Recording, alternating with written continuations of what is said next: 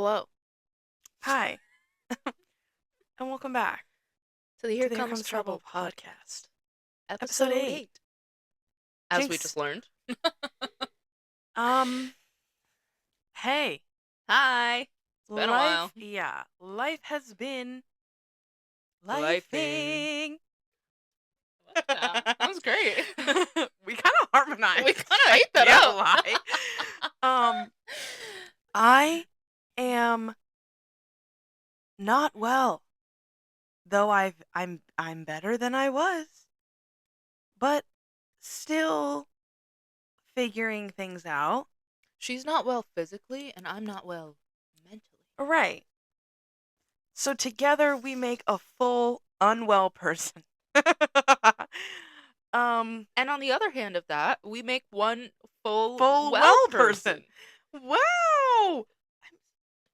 I'm so proud of you for being positive. I'm trying.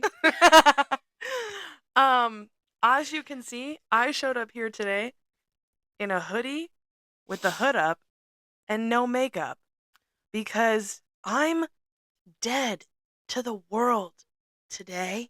I put makeup on, but this is one of the first times I've gotten off my couch in a week. So Jinx ho. The one brain cell is working overtime Is today. literally because it's the only one that's operating. Yeah. So we're here today to talk about something that has showed up in both of our lives recently. I know we said we were going to talk about male friendships. We will do that next week when we can devote more time. I just have a lot of energy I want to put into it, and I don't have that energy right now. Not even a little bit. So we're going to talk about something that's kind of been showing up in both of our lives lately. And honestly, I've been seeing this a lot on my For You page because there's been a lot of shady shit happening in the world, in people's relationships, in the reality TV space. People have been talking a lot about boundaries and like when they go low, we go high. Period. And I used to be a bitch that was like, when they go low, I go going lower. to hell. Depends for me, honestly. But I've started to realize there is literally one person in my life that when they go low, I curl up in a ball in my bed and cry. You know what I mean? I think, how do I say this without being No, too you can direct? say it. Go ahead. I think that their status in your life, Yeah. like that is an inherent, like, primal response to that. Like, I don't think, and maybe I just also have a lot of issues. No, we can say it and come out with it. It's my mother. And I also have a lot of mommy issues, so maybe I'm just also sensitive to it. But there is always like an inherent need to want and be loved by and lean on your mom. Yeah. If I didn't have to have strict boundaries with my mom, I'd be very happy. Unfortunately, it has been proven time and time again, and again was proven in the last week and a half, that that is not possible. And I have spent my entire life boundaryless in that relationship.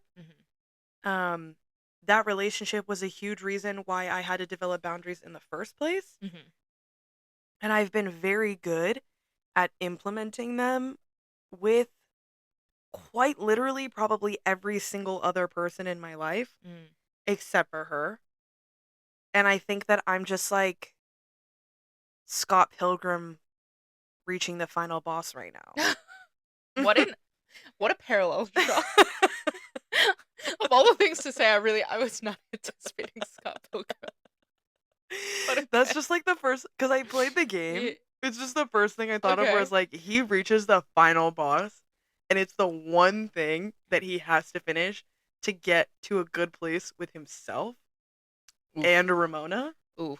And like, in this circumstance, I am both Scott Pilgrim and Ramona Flowers.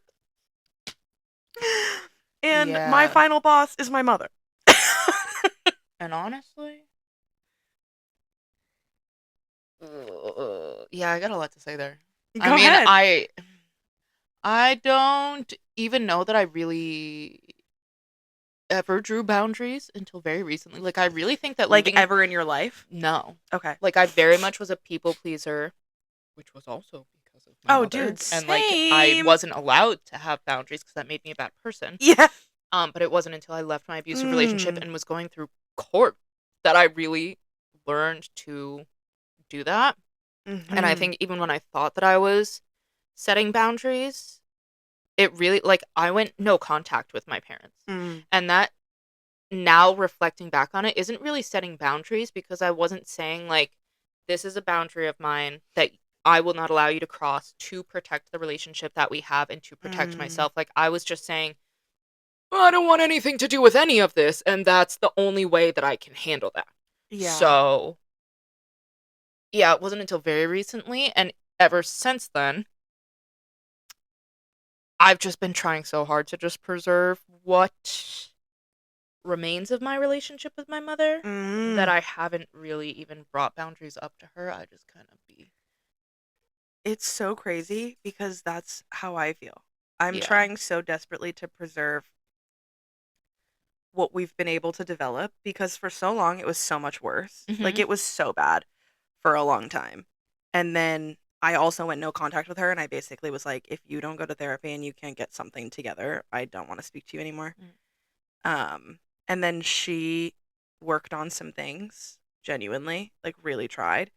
And that's kind of like where we've been building from for the Hmm. last few years. But she also is of the personality and of the generation that is very like, I've I'm tired and I'm older and not everything that needs to be fixed is getting fixed. Mm. Not everything that I'm taking inventory of and I realize is a problem is going to change. And that is just what it is. So because of that, I think I'm for the first time in the last week and a half realized where those Yeah.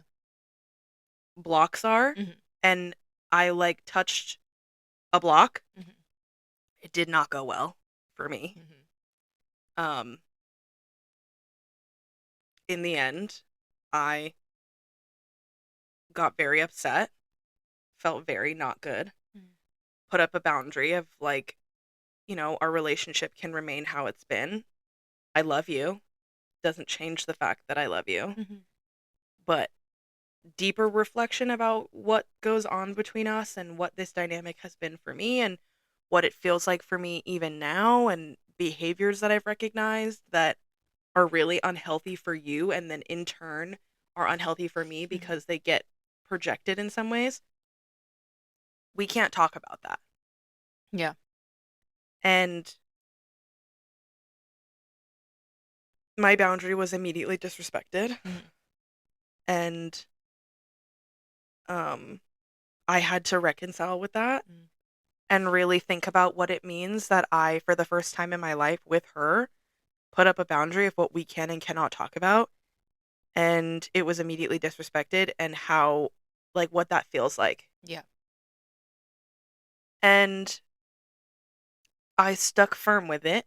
Hmm. Even Which I'm as it proud was of you being for. disrespected, I was Hmm. sticking firm with it.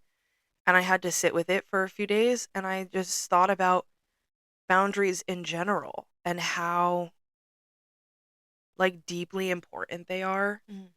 and how growing up without them and not really having them until I was like in my 20s, probably my mid 20s, has impacted so much Hmm. in my life and how developing them, I realized how many people in my life were just using me. And that's something that I have been working through, even with you, like just talking through my life lately, Yeah. where I'm very new to setting boundaries, but Mhm. in the past like 2 weeks, same Yeah. as Amber, have had to set so many boundaries between friends and family and relationships and work.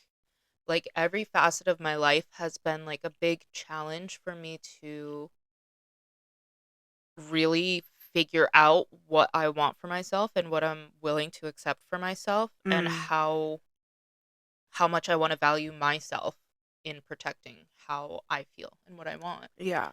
But it's been a lot. It's been a Yeah. lot. Yeah. And it is because you think that the love and energy that you're putting into all these relationships is real and Mhm. reciprocal, and then someone does something that you don't like or says something mean Mhm. or shows you something and you're like, "Hey, I actually like this actually really hurt me and I really didn't like this. And this is actually a boundary for me and I wanted to acknowledge that with you." Mhm. And they say essentially, "Fuck you." Mhm. I hate that boundary and I think it's dumb, and the fact that you even want to have that boundary with me means that you don't care. Right. It's like, "Oh, Okay. I don't want that. now I see what this was I also for like you." am really struggling a lot with um like people using my mental illness as a reason that my boundaries aren't valid, and being like, Oof. you're just over dramatic, you're just oversensitive, like this is just, you're just mentally ill and you're making up issues. Like if I go to a friend, like if I came to you and said, "Hey, you did this thing and it really hurt my feelings," like I would love for you to just be able to be like, "Oh, I didn't mean to do that. I'm really sorry. Let's figure out how we can avoid you feeling like that again, because I Correct. didn't intend for that to be." Correct. And instead, I am more and more just receiving a, "Well, you're just too sensitive. Like you're not allowed to be upset about that because like I wouldn't be hurt." When like I understand that my mental illness makes me a little extra sensitive and it makes me a little extra emotional, and I do understand that and I do communicate with that. I'm very informed on my mental illness and I have made a lot of progress with it, and I work really hard to not let it impact my life. So to have that thrown at me is so deeply hurtful, especially when it's coming from really good friends that I'm just Yeah. trying to communicate my feelings with. And I'm sitting here thinking that we have a friendship that's strong enough for me to say, "Hey, you hurt me." And I kind of want to throw up this boundary because, like, this is now affecting me to a Yeah. point where it hurts. And you're going to tell me that that's not valid. Like, But that. it's also like, and this is somewhere that I think that you're going to end up having to go as a result of these people being in your life and your own history and trauma. Mhm. You being sensitive is not a bad thing, even if that was the case. And like someone else's sensitivity isn't a negative. Like, it's not bad to be sensitive. Right. And I'm entitled to be sensitive about things that hurt me, Well, and that's the thing is, like, like, different things impact different people differently. differently. So, like, to tell anyone that their feelings are just completely invalid because they're not feeling the way that you would feel in the situation Is bullshit. is so It's mean. so mean. It's Like, so invalidating and it's so bullshit. That's like, and I think that maybe this is like the neurodivergence of it all, or just like us mhm, being traumatized or highly sensitive people or whatever the fuck. mhm, I have been told my entire life, being the butt of the joke, mhm. when I don't find it funny, I'm just too sensitive. Like, you're making fun of me and I don't find it funny, but because I don't find it funny, all of a sudden I'm I'm just too sensitive and can't take sensitive. a joke. Yeah. Um, I'm gonna do a real big trauma dump real quick. So this is my trigger warning of talking about self-harm and suicidal ideation. To give everyone a frame of reference of the household that I grew up in, because I try really hard not to like straight up bad talk my family or anything on here, Mm-hmm. but just to give context on how I grew up. I have borderline personality disorder. I didn't get diagnosed until my mid 20s. When I was 17, I did try to kill myself. And my parents were looking at me with a cut that went from my elbow to my wrist, and they said, "You're so overdramatic. We're going to put you in a hospital so you know what it's like for people that are actually suffering." Mm. My entire life has just been, "You're just too overdramatic. Mm-hmm. Your mental illness is just, you're just using it to be overdramatic." Like, I wanted to Mm-hmm. die. Like, I took Yeah. actual real life action Mm-hmm. to die, and you're Mhm. gonna sit here and you're still gonna tell me that my feelings are invalid. Yeah. Like, what?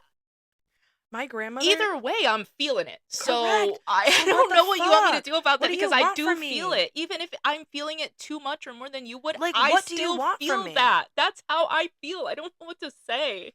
My grandmother used to call me Catherine Heartburn instead of Catherine Hepburn because she would say that I was so dramatic. It was like I was like acting. Like my emotions were so big. I was so like dramatic putting on a show that she used to call me Catherine Heartburn because it would give them like anxiety and stress. Okay, well, maybe if you And just I'm dealt like, with it, you wouldn't be so fucking bro, anxious. a bitch can't feel things big around here. But also, like, just because you tell me that I should, it once again, it It doesn't doesn't stop change the me fact that from I'm I'm having still it. fucking Like, feeling it. Like, I don't. I. You can ignore it all you want to. You can make fun of me all you want to for it. You can say it's the wrong thing to do. I still feel it. right. Sorry. No Correct. one hates it more than I do. I promise you. I Correct. promise you. Correct. I love when people are like, "Well, it's all in your head." Like you're. Yeah. Yeah, that's the Yeah, it is. problem. I live there too. Yeah, that's the problem. It's crazy. My brain is actually connected to my body and it's the thing helping me fucking move around. Like, hello? That's Those are not that's two where my separate existence entities. is actually. Yeah. Yeah, it's super fun. Yeah. So like I think in the past couple weeks for you and in the past like year for me, all of these boundaries that I'm discovering, Mhm. and I had to learn a lot of them getting into a relationship for the first time Mhm. because I was like, oh no, Mhm. like I cannot be here and feel good if I do not have Yeah. boundaries. That's crazy. And I think that's true for any Oh, for relationship. sure. But I've lost a lot of friends in the last couple years because of boundaries. And Mhm. you've lost a lot of friends in the past couple weeks because of boundaries. And I think that your journey with that is really just starting. Mhm. Um, but I just thought it was really interesting over the last couple weeks, both of us have been facing the reality of where the boundary issues come Mhm. from. Yeah. And like I had to sit with my therapist and I was like laughing about it because that's how I cope. And I know you get it. Yeah. But that's As how we I sit here hee hee ha haing hee hee about ha our trauma haing. every week, like Right. That's how I cope. And so I was like, like that sort of thing. because otherwise it will kill Yeah. And me. my therapist was like, I know you're laughing about this. And I know that we laugh a lot here talking about some of these things, but the system failed you and you should have been removed from your home as a child. And I was like, oh, okay. And then he was like, why do you even talk to your mom at all? And I was It's like, I'm gonna interject here for a second and say that Amber FaceTimed me and she's like, I just got off the phone with my therapist and guess what he asked me? And I immediately said, did he ask you why you talked to your mom at all? And she goes, yeah. yeah, And I was like, yeah, he did. yeah, How did you weird. know? And I think I've come to the conclusion that as good as I get at boundaries, I don't get good at not caring. No. And I, for 26 years, my mom was my best friend Mm. because I didn't realize that so much of our relationship wasn't healthy. Mhm. And that's a long time to be in an unhealthy dynamic with someone and thinking, but they love me so much. And they're my best friend and they're like my Yeah. sister essentially. Like that. And like I just as a normal human, like you said, a normal human primal thing Is to want your is to mom. want your mom, to Yeah. want your parent, and I've Mhm. already cut one off. Like I Yeah. already can't talk to my dad. I already know that speaking to my dad would constantly re-trigger me over and over and over and over and over and over again. I never thought that, and I think because I witnessed some change Mm, in the parent I have left, I never thought that she wouldn't be able to at least engage with me yeah, in some of the other things where I'm like, okay, this really hurts. yeah. Well, and I think that's the thing too. Like I was saying that, like even in my friendships, you want to believe that that relationship's strong enough that you can say, "Hey, this hurts me, and we Yeah. need to talk about this boundary that I'm drawing to avoid me being hurt again." Mm-hmm. And you think that that relationship's strong enough to handle that and respect that and want to move forward in ways Mm-hmm. that don't hurt you. Mm-hmm. And then it just hurts even more when that Mm-hmm. person would rather hurt you Yeah. or just ignore that any hurt has happened Yeah. and ignore the boundary or think the boundary is unreasonable. Mm-hmm. And I think that's been my biggest struggle with learning how to set a boundary is there are so few times where it has been respected or seen as reasonable where like even before these past few weeks like anyone that I've tried to set these boundaries with, not anyone because like there are a few that are holding strong, but most people have been like, well, that's ridiculous. Like, I can't believe you do that. Or people that have been like, I don't think I can continue this friendship or relationship or whatever with you have been like, no, no, no, please, come on. It'll be fine. It'll be fine. It'll be fine. When like, I'm telling you, it won't I'm be. telling you that I can't do this for my health, you can't beg for that to be okay. Like, Right. I'm telling you that I love myself and I respect myself and I value myself enough to do something that doesn't hurt me. And if you're going to push that, that's just showing me even more that you don't love me or value me or respect me. That And you don't shows care me if it even hurts more me. why you're here in the first place. And it's not because you care about me, it's because you want your proximity to me, because you enjoy Correct. what I can give to you. Correct. And I think that's really hard when setting boundaries is like, oh, I thought I meant more to you than that. Correct. But really, I added something to your life. Yeah. And you realize how great that is and you don't want to lose Yeah. that. But you're also, you don't value that enough to sacrifice your own behaviors or selfishness Yeah. for it. And I think that brings me back to like my therapist being like, why do you still talk to your mom? Mm. I don't think she's actively trying to hurt me No. in sometimes. Well, I think that Sometimes. I don't think she's actively trying to hurt me. I think that she has her own issues. right, and that was a talk I had to have with one of my friends this week Yeah. of like, I think that you have some things that you need to work through that Mhm. you're projecting onto me. Correct. And it's not that you're intending to hurt me, Mhm. but you are hurting me.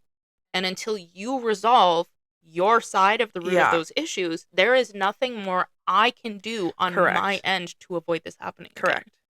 And I think that's why I said to my therapist, it's just going to have to be how it's been.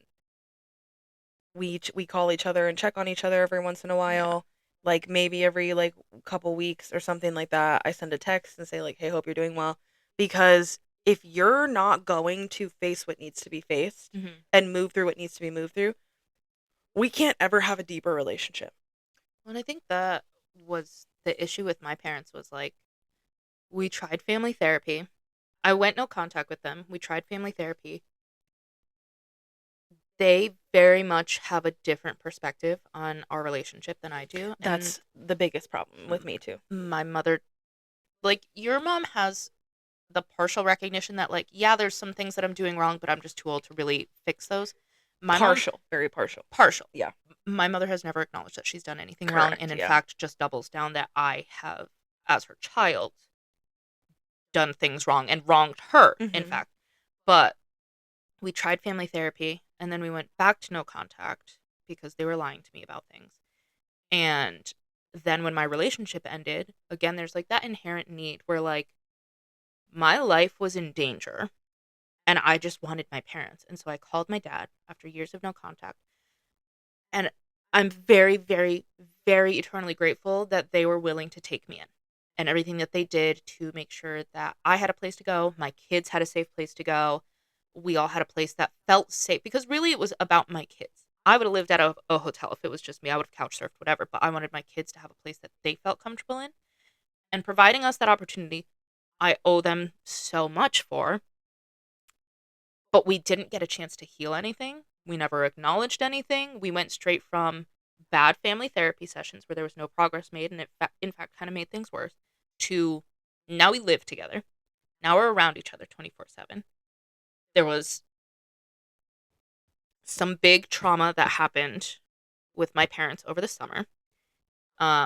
And navigating that together and moving forward, like we just like I'm having to figure out, like we just how do I go back to being mostly no contact while also like it's such a weird space to be in. I think it's interesting too, and I notice this in you because I feel like we sit very similarly with certain dynamics within our Mhm. parental relationships. And hearing you, the language that you use sometimes, like even when you were talking about them taking you in after everything with your like your abusive relationship and all that stuff, and you said I owe them and I'm so grateful for them. That's their fucking job. That's their job. But they have This never is been that for And me. that is fair. But that's their job. You don't owe them for them Right. being your parent I and getting you shouldn't out owe of them. and you don't. You don't. You I think don't. my biggest hang up in resetting boundaries with them is my kids Mhm. because now they're back in my kids' lives. My kids are old enough to recognize I can't go from living with my parents to then trying to explain to my kids that we are once again not speaking to them. Because I did have these conversations with them when I first went no contact with my parents that we weren't going to see them anymore, that I didn't feel like they treated me fairly, and I just couldn't put myself in situations that didn't feel good. But now I brought them back into my kids' lives. And so now I'm trying to be as distant as I can while allowing my kids to still have because my parents are incredible grandparents. They are amazing to my kids. Yeah. They are, which is Which is also always kind so of triggering. It is so triggering. That was like my dad was a horrible fucking father to me and for a period of time to my brother. My dad to this day is still a horrible fucking father to mhm. me and basically my brother. I when my siblings were born, My half siblings. my half sibling, one of them was born at 12, the other one was born at 16. The way that I watched him parent these children and the Yeah. way that I watched him until obviously I went no hmm contact, the way that I watched him make time for these kids and want to see these kids and want to be in their lives and Yeah. be a dad. I If would you come home from like cuz my dad had every other weekend and my mom had every other weekend for that, but I lived with my grandparents during mhm. the week.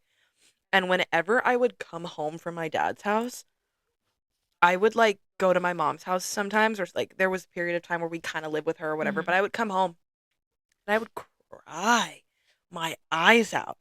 And I was like, why is it just me he hates? And that's so my half siblings and I just call them my siblings, but we grew up in the same house. I mean, I was 9 and 10 when they were born, and just like no wonder I wanted to fucking kill myself. Like if you knew the Mm. disparity in which my brother and sister were treated versus the way that I was treated and the ways that we grew up, like, Mhm. of course I have a complex about being a bad person and deserving the worst because that's what I grew up with. Like, it is Mhm. entirely different worlds. Yeah. Yeah. I felt the same way. I would go to my dad's house on the weekends and my dad would want literally nothing to do with me and would only hang out with my brother and I would be sitting there. I I remember going to my dad's house on the weekends and he got a house in like Rockville and um he like rented it was like a duplex so there was like a family on one half and a family on Mhm. the other half and he had 3 bedrooms which was perfect um and this was like before my siblings were born and then even after my siblings were born like my siblings would stay in the room with my stepmother and my father or Mhm. whatever when I was there for the weekend or something because they were toddlers still Mhm. but my brother had his own bedroom Mhm. with like a nice cushy futon and a TV and bright sun coming through the windows. Like it was so nice, and he had like an actual bed. Mhm. And in my room, it was dark. There was one dresser and an air mattress with a hole in it. Nice. So every night I went to sleep, I woke up in the morning On the half on the ground. floor, basically. I was fully, like, I was on the ground. Yeah. I was sunk in the middle Yeah. on the ground. Yeah.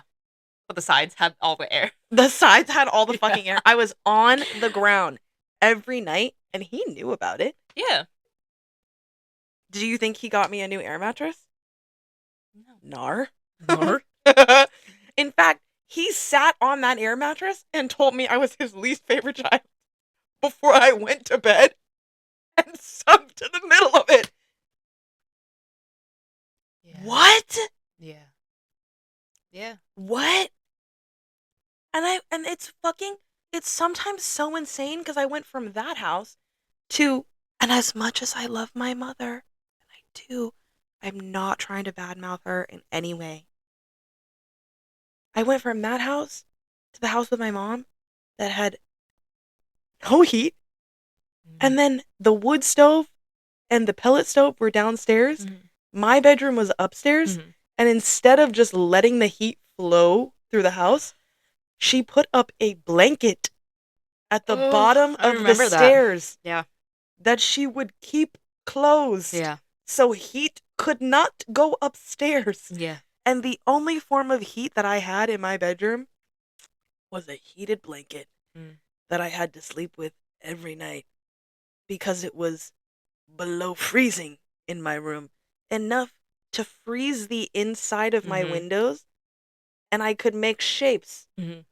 on the frost on Yeah. the inside. Like, my friends would come to the house and be like, pack a bag now. And I'd be like, Okay. okay. Like, they would come into my room and they'd be like, But it's like so weird to grow up now and like look back on these things as adults yes, and be like, okay, if I was the adult in that situation, I would never. but also like, how can you not understand why I, as the child, had a problem with that? Because Why either of can you us, not understand now that I am putting up boundaries? like, why do you think this is unreasonable? Like, we're both looking back on the same situation. And like, in my case, my parents have genuinely convinced themselves that we have different versions of the same stories. But like, Oh, how did we get here where you think I'm unreasonable for reacting to that? correct. And I feel like that's really what it comes down to is in their reality, they've made it not as bad. You know what I mean? Hmm. The bullies never remember what they said. Well, and that's the thing is I would be in family therapy with my parents and I'd be like, I remember you saying this to me. And they're like, I don't remember saying that. Of And course I'm you like, don't. right, Because it because was a it was, Tuesday afternoon for you. but for me, I remember what shirt I had on. I remember Yep. where we were sitting. I remember what the temperature was like. Like, Mhm. I remember it so distinctly. There's Mhm. no way I made it up. Correct.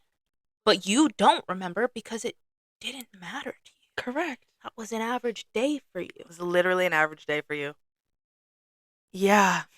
Yeah. Yeah. And some of the things it's like even when it comes to like my mom and stuff like that, some of the things I think she kind of explains a way of like, well, we were poor. Like we did what we could with what we had. And there was a part of me that was like, yeah, I got that. And I do understand that to a certain extent. But like, could I just sleep on the couch every night? You hated when I did that. Mm. I couldn't sleep on the couch in the warmth. You told me I had to sleep in my room that was below freezing. Like, But I also like, it just, I think I gave a lot of grace to my parents until I had kids. And then I oof. was like, oh, Yeah. And I don't have kids, so I don't. and like my mom specifically, I gave a lot of grace to because she had me young. She was very poor. she was a single mom and worked Mm-hmm. all the time. Right. And then when I became a single mom that was very poor and struggling, she had zero sympathy for me or empathy for me. And I'm like, oh, so not only am I firsthand experiencing how easy it is to not take this out on my kids, to still give them a beautiful life. My kids are so spoiled despite being poor. Like, not only am I seeing firsthand how easy that is to do and to not hate them for existing and making it harder, but I also take back any ounce of sympathy that I had for you in that situation if you're not going to have any for me. You Correct. know what it's like, and you are still somehow Correct. like, Yeah. It's crazy too because I think sometimes in my head I'm like, "Oh, well, it wasn't that bad. So what do I need all these boundaries for? Like it wasn't that bad." And then moments like last week and then you happened. call me No, sobbing, crying, curled up, literally. and like, And then I call you sobbing in a ball and I'm like, "Oh, that's why I need them. That's why I need them." Right. But then even deeper than that, like you said, I think because you have kids, you have that firsthand experience of like I am actively choosing differently correct. and I don't have any desire to do that. And I think you saying that just now was a moment for me where it was like I was thinking about certain things that like my mom had ever said to me or done to me. And it was like, yeah, I would never look at my daughter and call her a bitch to her face multiple times. And then over explain why it was okay that I said she was acting like a bitch or that she was a Hmm. bitch. Yeah. Like I would never ever think to look at my daughter and be like, "You're a bitch," or "You're acting like a bitch." What the fuck? That Yeah. sort of thing where I'm like, "Oh, okay." Sometimes I forget that's the person I'm dealing with. Yeah. Whether she's grown a little bit, um, you know, dealt with some stuff or whatever, that's where she started. Hmm. Yeah, you have to have boundaries with someone like that. And I And I think I love her deeply. I will always. I think there's also a component that I'm learning where, like, especially when it comes to my family, but also kind of with friends, like, I don't necessarily have to have my boundaries verbalized to you and respected by you to have boundaries within myself that Mm. I'll respect for me, of how I'll Ooh. move and what I will engage with and what I will take for my own life and how I want to feel in the situations I will put myself in. Because, like, even if I'm in a weird place with my parents and I'm not necessarily sitting them down and saying, hey, I need you guys to do X, Y, and Z or not do X, Y, and Z, whether they're willing to take that or not, I can Yes. say, okay, well, I don't want to put myself in this situation. I'm not going Yes. to allow myself to get to this point so that I still can be in that and set boundaries and practice that and still preserve myself, Yes. which I'm also learning to do in friendships and relationships. In friendships and Yeah. relationships is a little harder because those are a little easier to detach from. Like we said, there is an Yeah. inherent need for your parents. Yeah. But in my friendships, like, I can tell you one time, I don't like this. This is how this makes me feel. And if you don't choose to respect that, then I'm going to move the way I need to move Mhm. to make sure that we never even approach that again. Mhm. So there's like two levels of boundaries. I'm learning. I, I never set a boundary before, and look at me now. The growth, the character growth I've had in the past year is so exhausting and so hard because I don't feel like I recognize myself anymore, but has Mm. also been so satisfying and makes me so proud of myself because I don't recognize myself. Yeah. But I like being able to recognize what boundaries I want set. Yes. And I think that you said it perfectly. There are going to be so many people that don't respect my boundaries. I do. Hmm. I value myself enough to avoid letting myself be Bullshit. hurt. Yeah. And like I also recognize that sometimes like being hurt is just a byproduct of opening yourself up to people and Hmm. how people choose to treat that is on them. But I think at the end of the day, even like I said, what brought this conversation up was what happened last week with my mom, and I had the boundary for myself. Mm-hmm. I'm not putting myself through this. Mm-hmm. I'm not putting myself in a position Yeah. to be spoken to Exactly. in a certain way, Exactly. to feel a certain way Mm-hmm. that I know I don't deserve to feel. Mm-hmm. I'm not putting myself through that. And to be honest, whether you respect that or not my problem. Whether you are cool with that or That's not not my on me. problem. If it hurts you that I don't want to be put in a situation to be spoken to in a way that's going to hurt me respectfully, I don't care. Well, that's the thing. Like, at the end of the day, this is a big thing that I've had to work on in therapy. Is I can only control myself. Mm-hmm. I can only control how people talk to me, how people approach me, how I move through the world, and where I'm willing to take And them. how long you keep them around. Exactly. So, unfortunately, sometimes all you can do is say, I can't do this anymore, and Mm-hmm. remove yourself from it, Correct. which is unfortunate. It is. But, And I think we're learning where that line is every day. yeah. And I think that this is really just the start of both of our boundary work. Mm-hmm. I think it gets easier with friends every day. I think when it comes to like parents and stuff, that's something we'll probably be dealing with for the next decade Forever. Yeah. and, But, and figuring out.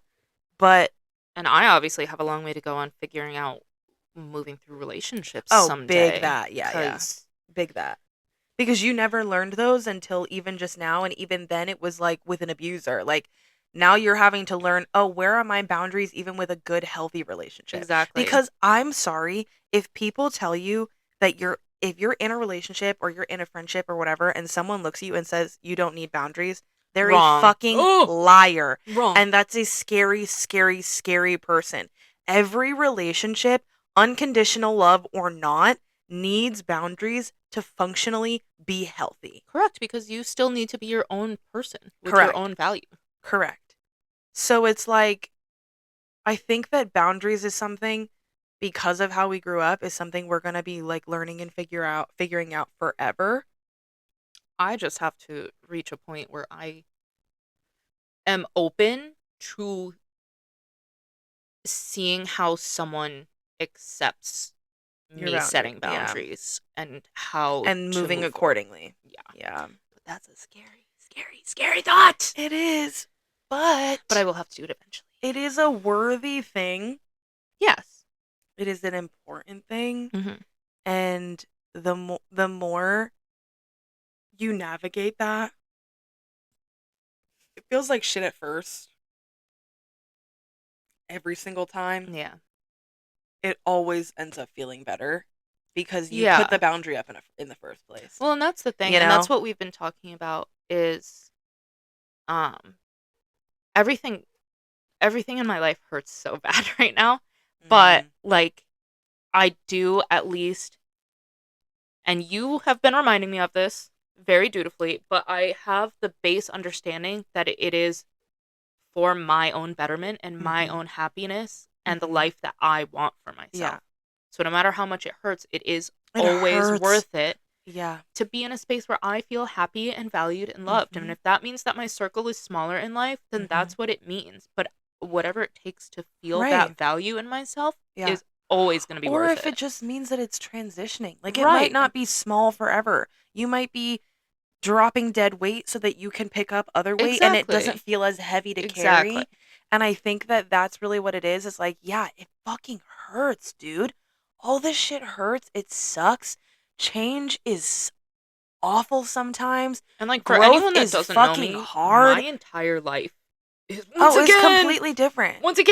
changing Yeah. in so many ways, and it's so bad. Changing completely. And change is scary as shit. And when it's unexpected, especially like it was with the friendships, Yeah. it hurts even more because it's like, whoa, whoa, whoa, whoa, whoa, whoa. Stop the train, motherfuckers. But once you've felt your way through it and you're able to look back in a different place, it'll feel so much better because you're like, damn, I feel so good without that. And this like circles back to what we were talking about in the first episode of the goo stage. Yeah. This is just the goo. This is the goo, and it sucks and it's uncomfortable and it's so weird and it's so foreign, but it's for the best. It is. It's gonna end up so beautiful. It and really so worth is. it. In 6 months from now, Yeah, none of this is gonna hurt anymore. exactly. I just have to make it to Keep it pushing. Keep it going. And if that means I have Honestly, to take another week on the couch to get through it, then that's what I then gotta so do. be it. But even a month from now, this isn't gonna hurt this bad. Yeah. And I think that you're doing everything that you can as far as boundaries, as far as therapy, as far as whatever. Like, you're doing everything that you can to make that feel better. Yeah. And I think that, I guess, something that I just want to say before we kind of like close out a little bit is, if you're having a really hard time putting up boundaries with someone, but the idea of not putting up boundaries with them, you think about all the hurt that it will cause you and the pain and the guilt and the whatever that you have to deal with not putting up that boundary. You are not wrong. You are not bad. Your boundary is valid. Your boundary is important. You are allowed to value your emotional well-being and state over the emotional projection, baggage, hurt, whatever of others. You are a person worthy of boundaries. Something that I journaled last week, 'cause I've been doing a lot of journaling while I wait for my therapy appointment, was that I am learning, instead of trying to figure out what is worth sacrificing for love and peace, I'm learning to find love and peace that I don't have to sacrifice for. Period. Because you shouldn't have to sacrifice so much. No. Just to feel joy and love and value and acceptance and support. Correct. Which is foreign to me, but we're learning. Right. If you take nothing else away from this episode, take away, you shouldn't have to sacrifice so much for love and peace, and you are a person worthy of boundaries. Boom. Glad we could sum up all our points. The end. Next week we'll probably be back with more energy. Hopefully, less depressed. We do have like our next 3 or 4 episodes. We planned. do. So we are, we're back. We're figuring it out. Everything will be fine. You, in the future, I'm pointing at me. Everything will be fine, bitch. Just breathe. Take the week. You'll be okay. Yeah. Next week we will be back with male friendships. Yep. And I got a lot to say. I have a lot to say about that. Men, put your big boy panties on. Don't listen if you're going to come at us and complain about it. Literally, don't listen if you're going to cry about it, because you're not going to change my mind anyways. No. And you'll be wasting your breath and your energy on your little thumbs, okay? Thumbs. So next week we'll see you back when we talk about male friendships, and we promise it's not going to be like, it's not going to be a male hater thing. We're not hating on men. I actually... I have a lot of valid observations, okay? I love and value men enough to give you constructive criticism. Yes. Okay. So we love you all for listening. We are happy to be back. We hope that you're happy that we're back. Because if you're not, why are you watching? Why'd you make it to the end? Right. But we love you, and we will see you next week. Happy Friday. Bye.